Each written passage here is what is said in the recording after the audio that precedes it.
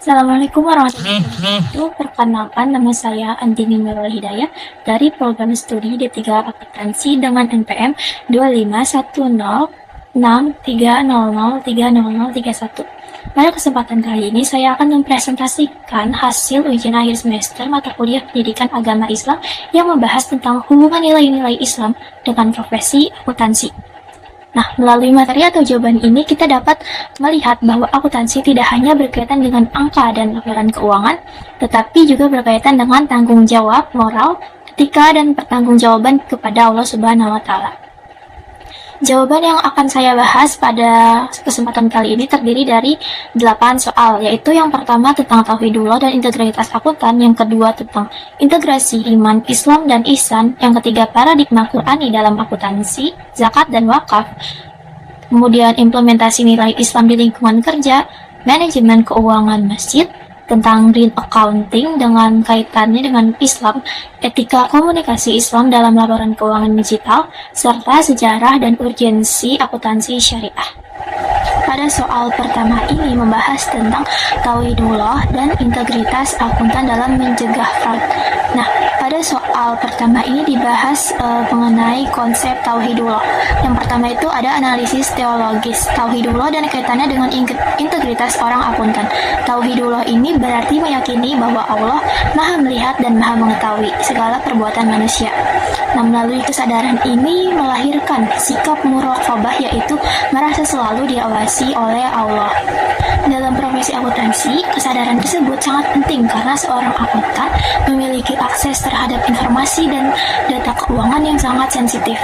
Ketika seseorang memiliki tauhid yang kuat, ia akan menyadari bahwa manipulasi laporan keuangan ini bisa disembunyikan dari manusia, namun tidak dari Allah Subhanahu wa Ta'ala.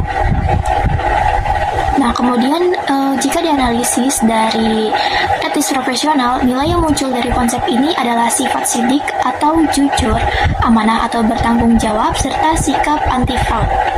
Nah, dengan demikian, integritas bukan hanya kewajiban profesional, tetapi juga bentuk ibadah kepada Allah Subhanahu wa Ta'ala.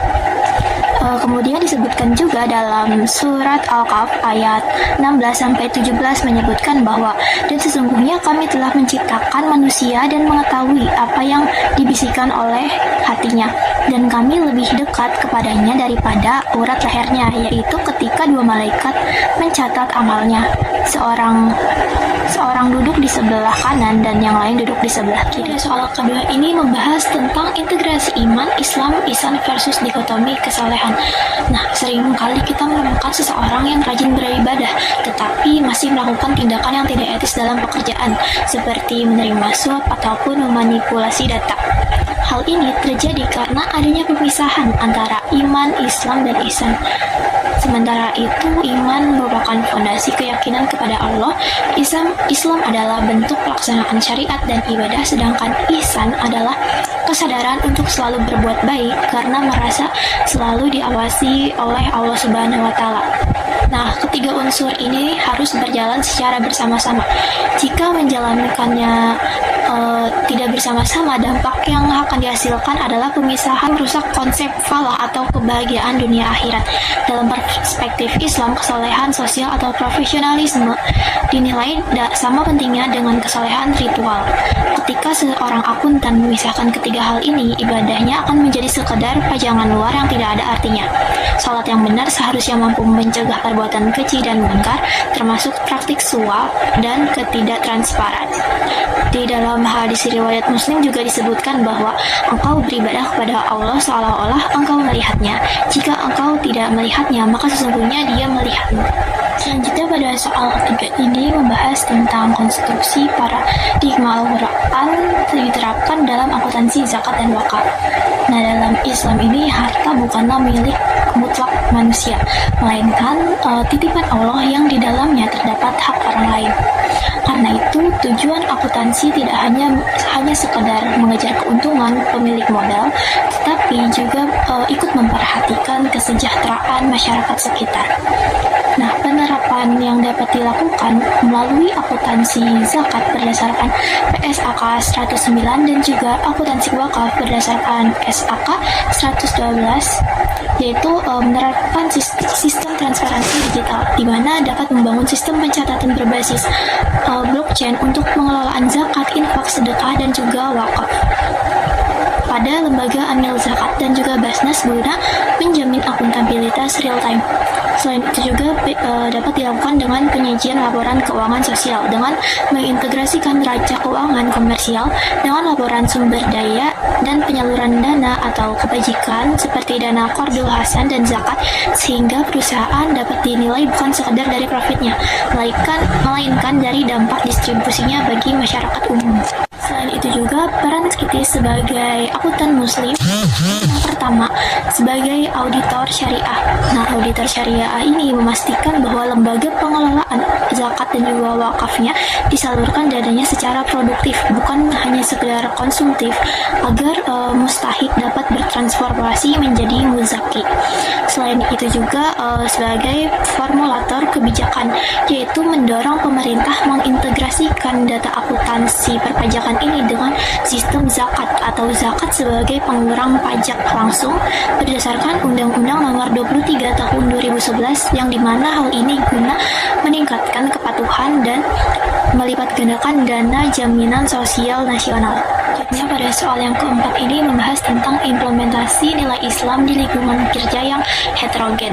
Nah, sebagai seorang muslim yang berada di lingkungan kerja yang heterogen ini harus memiliki prinsip menghadapi keberagaman atau inklusivitas. Islam ini merupakan agama yang mengakui pluralitas sosial sebagai ketetapan Allah atau sunatullah. Di lingkungan kerja yang heterogen ini, sebagai akuntan muslim harus menerapkan sifat tasawuf atau toleransi dan juga berkeadilan. Nah, sifat inklusif ini dapat ditunjukkan melalui profesionalisme yang tinggi dan juga objektif dalam menilai kinerja rekan kerja tanpa memandang suku, agama, ras, dan antar golongan. Serta juga kita juga bisa bersikap ramah serta bekerja sama dalam urusan muamalah atau dalam konteks profesional bisnis. Selain itu juga kita harus menjaga akidah dan juga nilai syariat. Nah, bagaimana cara menjaganya? Ini inklusivitas bukan berarti sinkretisme atau mencampur adukan keyakinan. Batasan tegas akuntan muslim dapat tertuang dari konsep keteguhan akidah dengan tetap menghormati hak beragama orang lain. Seperti yang disebutkan dalam Quran surat Mumtahanah ayat 8 disebutkan bahwa Allah tidak melarang kamu untuk berbuat baik dan berlaku adil terhadap orang-orang yang tidak memerangimu karena agama dan tidak pula mengusir kamu dari negerimu. Sesungguhnya Allah menyukai orang-orang yang selanjutnya masih berkaitan dengan soal keempat, yaitu implementasi nilai Islam di lingkungan kerja yang heterogen. Sini terdapat contoh sikap inklusif namun tetap memegang teguh nilai syariat. Yang pertama itu ada dalam konteks kerja kelompok. Maka dalam bekerja kelompok ini, sikap inklusif yang harus kita terapkan adalah bekerja sama secara profesional dengan rekan kerja yang berbeda agama secara jujur. Jadi kita tidak boleh membeda-bedakan agama. Dan kemudian batasan yang harus kita sadari dan lakukan adalah menolak jika kita diminta untuk memanipulasi data untuk transaksi haram atau yang menyesatkan. Lalu contoh yang kedua adalah dalam konteks perayaan hari besar. Maka dalam ini sikap inklusif yang harus kita terapkan yaitu memberikan ucapan selamat secara personal sebagai bentuk penghormatan sosial. Hal ini dilakukan sebagai bentuk penghormatan, namun batasan yang perlu kita lakukan adalah tidak mengikuti prosesi ibadah atau ritual keagamaan mereka secara langsung. Contoh yang ketiga ini adalah dalam aturan jam kerja. Sikap inklusif yang harus kita terapkan adalah kita harus menghargai waktu ibadah rekan kerja non-muslim dan agama lainnya. Lalu batasan yang harus kita terapkan adalah dengan tetap mengutamakan kewajiban sholat dengan membicarakannya secara baik kepada manajemen terkait. Selanjutnya di soal yang kelima ini membahas mengenai evaluasi dan rekonstruksi manajemen keuangan masjid. Seringkali memang kita melihat fenomena penumpukan kas di masjid seperti dari amal atau dana yang lainnya. Nah, penumpukan saldo kas ini hingga ratusan juta rupiah yang bersifat idle atau mengendap di rekening bank menunjukkan bahwa fungsi manajerial dan pemahaman keuangan yang sempit. Dalam perspektif Islam, uang ini bersifat sebagai alat tukar yang harus selalu berputar untuk menggerakkan sektor ekonomi, bukan hanya untuk. Lalu apabila membiarkan dana ini menumpuk di masyarakat sekitar, masjid yang mungkin bisa masyarakat tersebut terjerat kemiskinan atau pinjaman daring, maka ini bertentangan dengan esensi kemakmuran masjid yang komprehensif. Maka disinilah peran ilmu akuntansi ini berperan untuk transformasi ekonomi. Dengan cara ini, masjid tidak hanya menjadi pusat ibadah, melainkan juga sebagai pusat pembelajaran umat. Yang pertama, penerapan akuntansi entitas non-laba dalam ISAK nomor 35. Nah, dalam ISAK 35 ini mengubah pencatatan buku kas tradisional menjadi laporan posisi keuangan dan laporan aktivitas yang memisahkan antara dana terikat, misalnya untuk renovasi fisik, dan juga dana tidak terikat seperti operasional atau sosial. Selanjutnya, anggaran ini dianalisis pengalokasian produktifnya. Dalam hal ini, akuntan membantu menyusun budgeting jangka panjang. Jika biaya operasional bulanan aman, sisa kas tidak terikat dialokasikan ke pos pemberdayaan ekonomi umat. Selanjutnya adalah untuk mengembangkan instrumen keuangan mikro. Nah, surplus yang disarankan dalam bentuk pembiayaan tanpa bunga untuk modal usaha pelaku UMKM di sekitar masjid. Akuntansi berperan mengaudit kelayakan, memantau perputaran dana, serta menyajikan laporannya secara transparan sehingga kepercayaan masyarakat meningkat. Selanjutnya, soal yang keenam ini membahas tentang Islam rahmatan lil alamin dalam green accounting.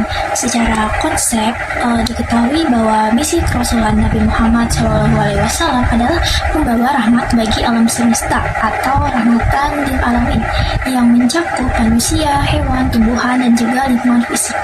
Manusia di bumi bertindak sebagai pengelola atau khalifah yang memegang amanah untuk kemakmuran bumi serta bukan merusaknya.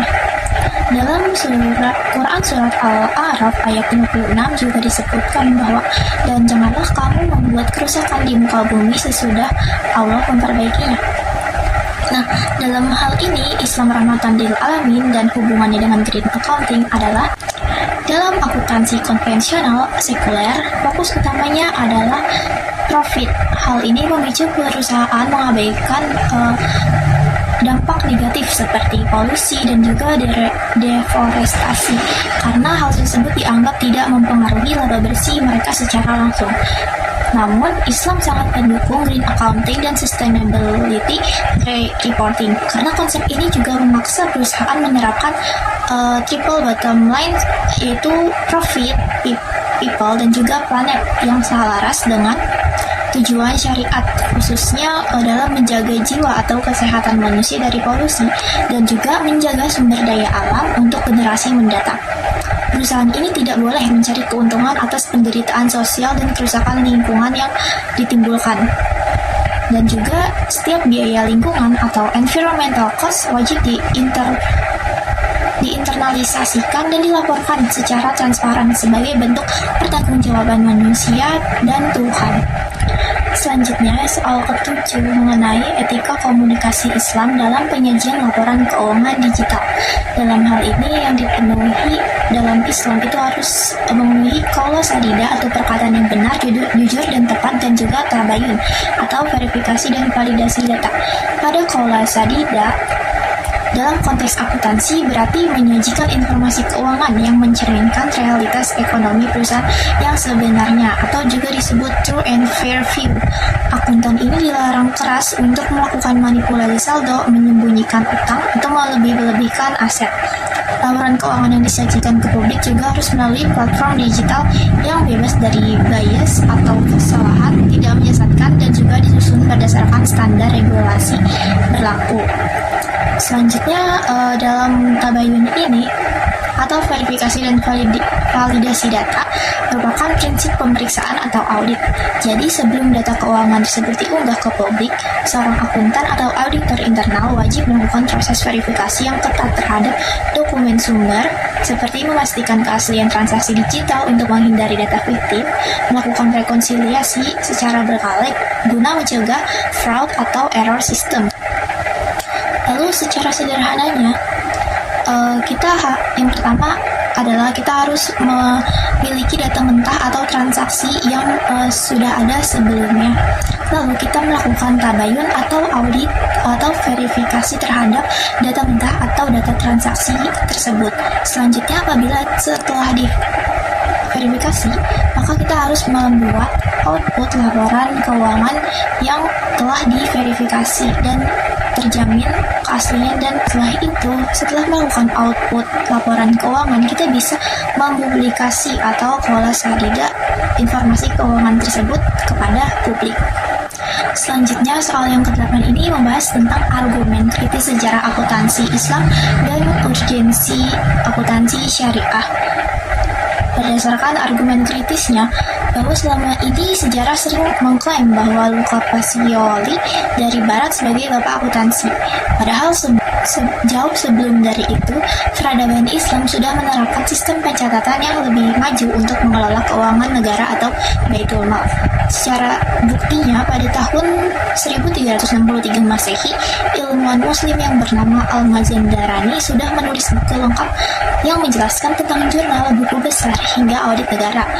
Meluruskan sejarah ini sangat penting untuk menghapus ketidakadilan dalam dunia pendidikan sekaligus meningkatkan rasa percaya diri kita sebagai mahasiswa Muslim. Lalu urgensinya apa sih? Di sisi lain, akuntansi syariah sangat penting dan mendesak untuk diterapkan di era modern karena dua hal, yaitu hal yang pertama adalah lembaga seperti bank dan asuransi syariah tumbuh sangat cepat, sehingga hal ini membutuhkan aturan khusus untuk penghitung zakat atau bagi hasil yang tidak ada di akuntansi biasa.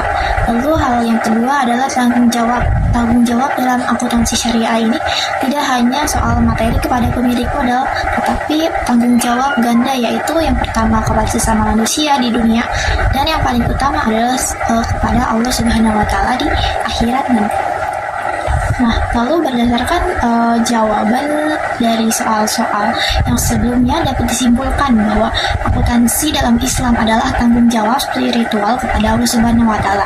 Bukan sekadar urusan bisnis belaka, namun seorang akuntan muslim juga wajib bekerja jujur dan menghindari kecurangan dengan cara menerapkan prinsip kaulan sadida atau benar dan tabayun atau teliti di era digital, serta tetap inklusif di tempat kerja yang beragam tanpa mengorbankan akidah. Selain itu, ilmu ini juga harus membawa manfaat nyata yang produktif ke masyarakat dari lewat pengelolaan zakat, wakaf, dan kas masjid yang produktif, serta mendukung kelestarian lingkungan atau clean accounting. Lalu warisan sejarah ini membuktikan bahwa akuntansi syariah sangat mendesak diterapkan saat ini demi memenuhi pertanggungjawaban ganda, yaitu amanah kepada sesama manusia di dunia sekaligus kepada Allah di akhirat kelak. Mungkin itu saja yang dapat saya sampaikan untuk jawaban ujian akhir semester ini. Kurang lebihnya mohon maaf. Wassalamualaikum warahmatullahi wabarakatuh.